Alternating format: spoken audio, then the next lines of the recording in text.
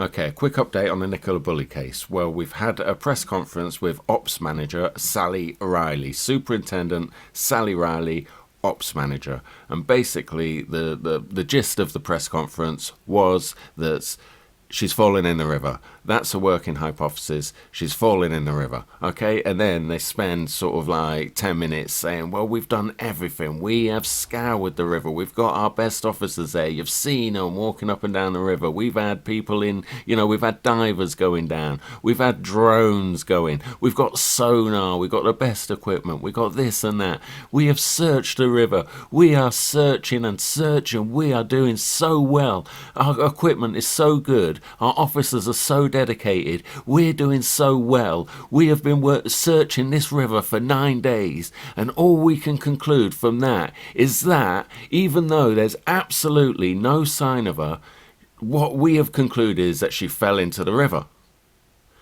Does that make sense? Of course it doesn't make sense. Of course it doesn't make sense. There's no evidence of her falling in the river, which they alluded to, so there's no sort of like disturbance, and they can't find her despite being brilliant.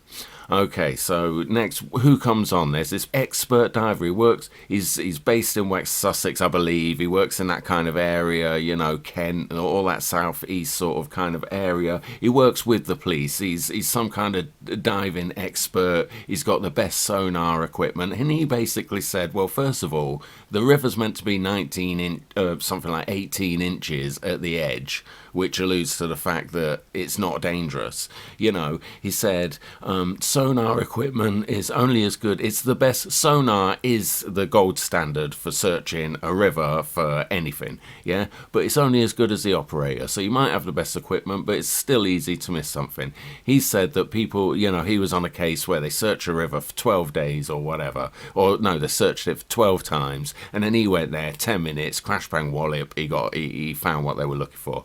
Okay, and he's saying, well, you can't work on this hypothesis and it's crazy and right. So at first I'm thinking, I'm making myself some food. I'm thinking, well, it's good to hear that someone, that works with the police, a corrupt police, that's such an important big cheese, finding bodies and working on these cases. He's coming out and saying, hang on a minute, this press conference doesn't make any sense.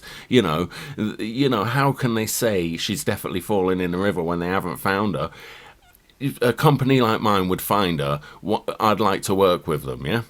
Right, so obviously what happened overnight, it's like all of a sudden, hey presto, they're working with the police, right? This amazing man that's stuck his neck out is working with the police. Now, what's the betting that they find this magical company with the best equipment that's told plebs like us, yeah, that sonar's the best and he's the best at it, and Sally, whatever, Fletcher or Richardson or whatever her name is, Sally Webster, yeah, she don't know how to use it, but he'll come along, find it, and it'll be like, yeah, we found it, it's amazing. The body is just couldn't be identified because it was so deep in this amazing, intrepid river that, but anyway, that's what happened. So everyone go away. If anyone questions it, you're just horrible, vile people, and the family, you just need to shut up, and that's that, right? Yeah.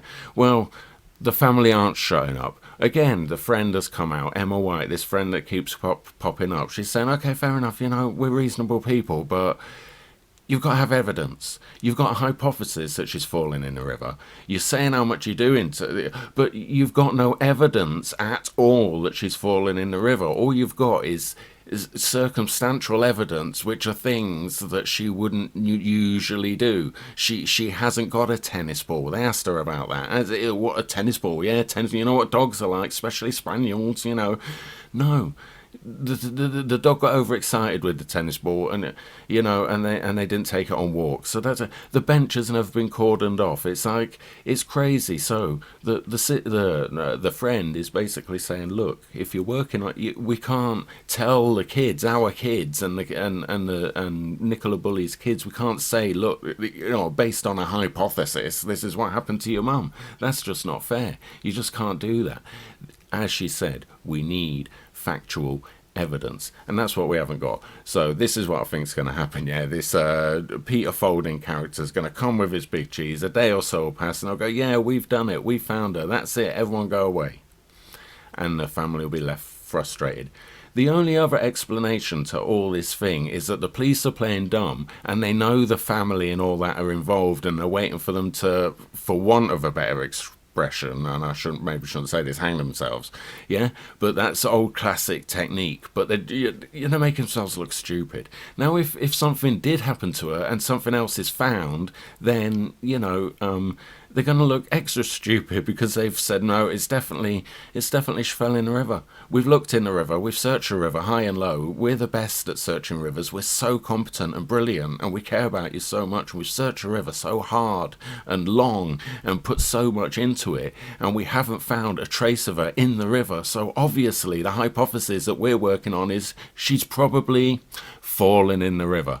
It doesn't make any sense. So then another friend comes out, this girl called Tillian. Now, I don't know, she is apparently on Facebook and says the family gave her permission for to say these things, but she's got 11 facts about the case that you might not know. And she said they're a very close family. And, well, actually, I'll go through the facts now. It's on a site called Daily Record. So here we go. Paul and Nikki both mostly work from home, which is why he was at home that day. That day. They have CCTV, and there is a reason why Paul has never been a suspect. So that looks like the partner has been investigated, but he's clearly on his own CCTV and has absolutely nothing to do with it. Yeah. Family and friends need these accusations to stop immediately. The fact that I've had to write this is disgusting, to be honest. And that's fair enough. I said in my last video that I think he's innocent, and that's unusual. Normally I smell a rat with these things. They both do this walk regularly, and Paul is very well known in the community and very well recognised. Yeah, exactly. So that's what I was saying as well in the other video. Everybody knows everyone in them places, and, people don't miss a trick. The dog has never had her harness out for a chunk of that walk. It's removed at the gate at the top of the field and then put back on at the gate when they leave. So the dog is never off its harness at that location where she apparently slipped in the water or whatever. They very rarely take the ball out for walks with Willow now because she is very protective over the ball and haven't done for a while. I saw somebody say that, yeah, that she the dog just loves the ball so much and it disrupts the walk, and for a while they just haven't bothered with it. Nikki quite often would put her phone on loudspeaker when talking, right? So that might be relevant somewhere. That should be that somebody's heard something that,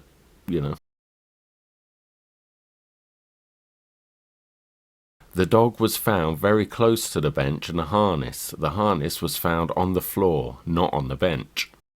Right? So the dog very close to the harness, but the harness was on the floor. Nikki is an incredibly strong swimmer. Yeah, you don't look like you need to be an incredibly strong swimmer to swim in that river at any point, even though rivers are dangerous. Everybody knows that. But the fact that she is should help. Nikki drove to the school and then left her car there and walked to the river. So her car should be outside the school still, yeah? That's where it should be parked up. This is incredible. The dog was dry when found. Yeah, I think even the police said that. So the dog hasn't gone in after her, and she hasn't gone in after the dog. Yeah, that's...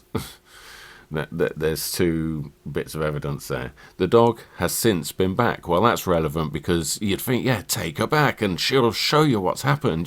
Sniff her out. You know what these dogs like Skippy. Look, what you trying to tell us? Oh, okay. There's CCTV at the back of the caravan park. The only camera that isn't working is the one that would have seen everything, and I think that says everything.